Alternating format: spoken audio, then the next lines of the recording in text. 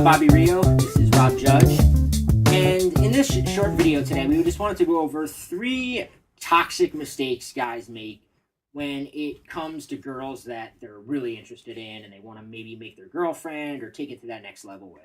You know, I think both Rob and I, we both grew up in the 80s. We grew up on the John Cusack movies. And I think the movie Say Anything did more damage to my love life than anything, because there was a scene in that movie where he's standing outside. I don't know if you saw the movie. Oh, I know exactly. He's standing outside with the boombox blasting in your eyes. And that, to me, growing up, was the epitome of like, that's how you get the girl. You know? And there was other movies. There was the movie Can't Hardly Wait, where he writes her this love poem, and then she finally finds it at the end of the movie, and she like runs to him at the train station. And I think a lot of guys, even if they don't consciously believe it, they still have this, they hold on to this thing, like, once she knows, you know, I just have to let her know. Yeah, it's like a grandiose gesture. It's they think that, like, you know, they're a character in the movie, they think they're going to do this grand gesture, and it seems like the climax, and she's suddenly going to be like, yes, like, this is the guy I've had feelings for the whole time. Whereas, like, you know, if you understand anything like female psychology or female attraction, it's more, it's a way more gradual thing, and it involves, you know, factors that are beyond just, you know, one grand move that's suddenly going to make her realize, like, yes, this is the guy. So 3 of the things that we consider the 3 most biggest toxic mistakes. And the first one is sending a girl flowers at work. Now, if you want a girl's vagina to instantly dry up, send her flowers at work. It's probably the number one worst thing you can do. Yeah.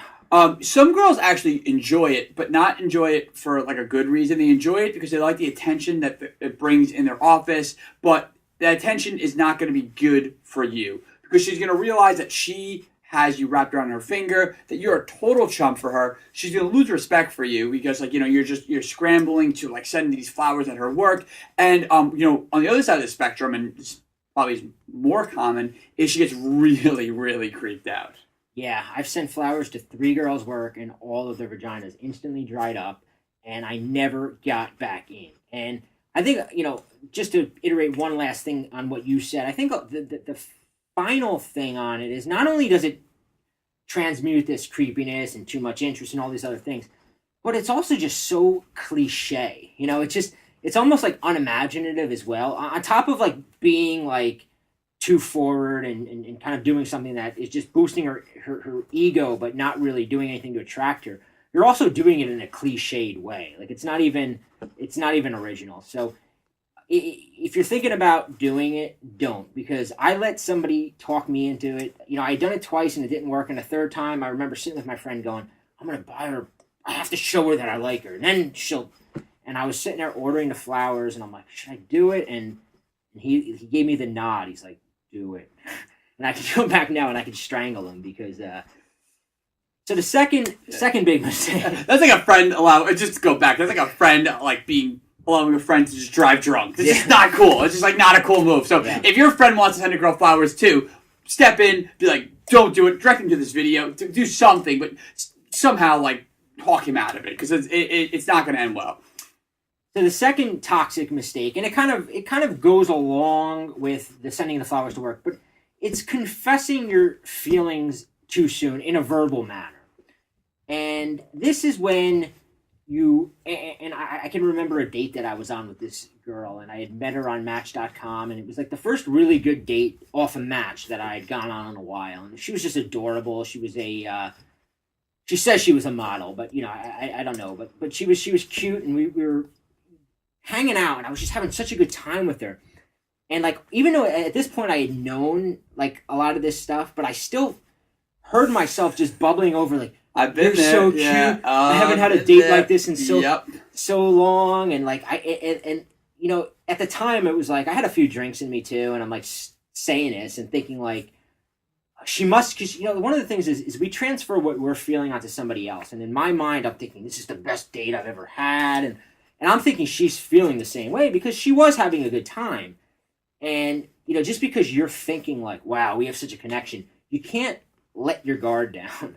You can't. I know. I cannot agree more. And it's like the siren call of like, it's like the sirens. It's like, oh, the siren song of I want to tell her how I feel because I'm just so enjoying the moment. Enjoy the moment and let it be a private moment. Don't make it a public moment that you're going to confess to her too, because then it's not going to end well. Yeah, I'll fast forward to that date. About 4 days later, I had emailed her because on the date we were like talking about playing tennis together, and I emailed her like, "So when are we gonna play the tennis date?"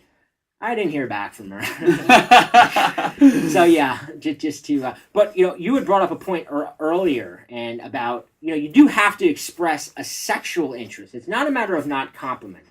Yeah, that's the thing. It's like I'm a big complimenter. I'm big into complimenting girls. I think that a girl looks great, I'm gonna let her know. If a girl says something funny, I'm gonna let her know. If a girl says something interesting, I'm gonna let her know. I have no problem at all complimenting a girl, telling her that I'm enjoying an aspect of her personality or the way she looks or any aspect of her. It's fine. But the thing is that like you want to make sure that she understands that you're just a guy who's confident enough to tell another person when they're doing well. If I have a waiter that's doing a great job, I'm gonna tell that waiter, "Hey man, great waiter, dude, thank you. Like you were awesome." Like so you want to project that onto everyone, not just her. And ideally that's just a great way to be. It's just a cool way to live your life. But on top of that, if you're complimenting her, that we're not saying don't compliment girls. We're not saying be a jerk. An easy way, the simple way to think of it is she can know you want to bang her, but she can't know you want to be her boyfriend. She can't know that early on. That's like, think of it like this. You being her boyfriend, that's your trump card. That's what you keep in your pocket as long as you possibly can. Because that's what she doesn't know if she can have. She knows like, oh, of course this guy probably wants to sleep with me. But she doesn't know if you want to be her boyfriend. So the longer you keep that in her pocket, the more she's working to win you over. And that's the footing you want to be on. I love that. Like that, I hope 1,000 years from now, people will attribute that quote to you. Like they now quote Confucius, because that is such a great quote. And just to reiterate again, she can know you want to bang her, but she should not know that you want to be her boyfriend, even if you do want to be her boyfriend.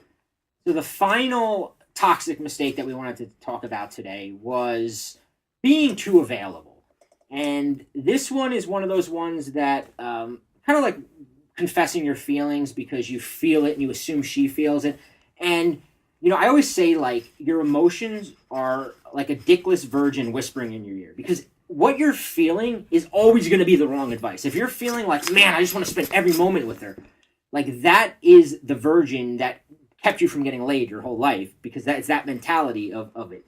Oh my God, that dickless virgin has cock-blocked me on more occasions than I would like to admit.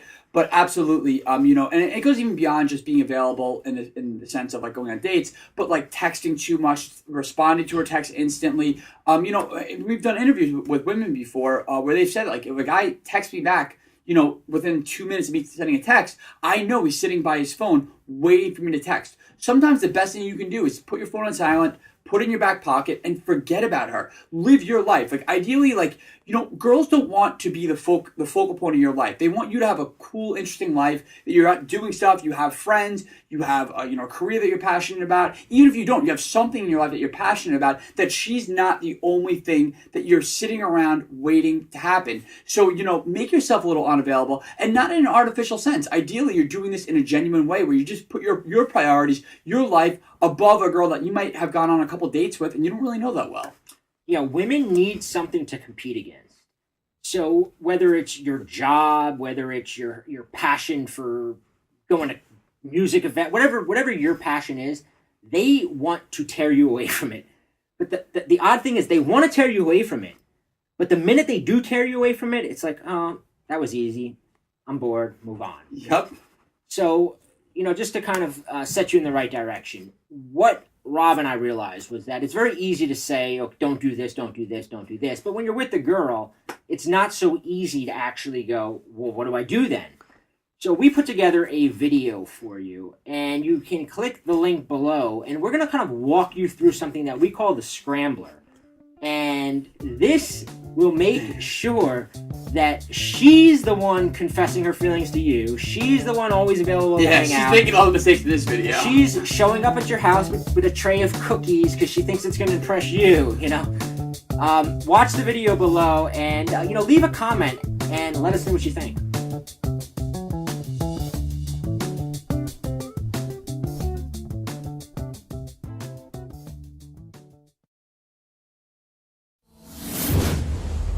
Visit our website at www.chickmagnetsecrets.com.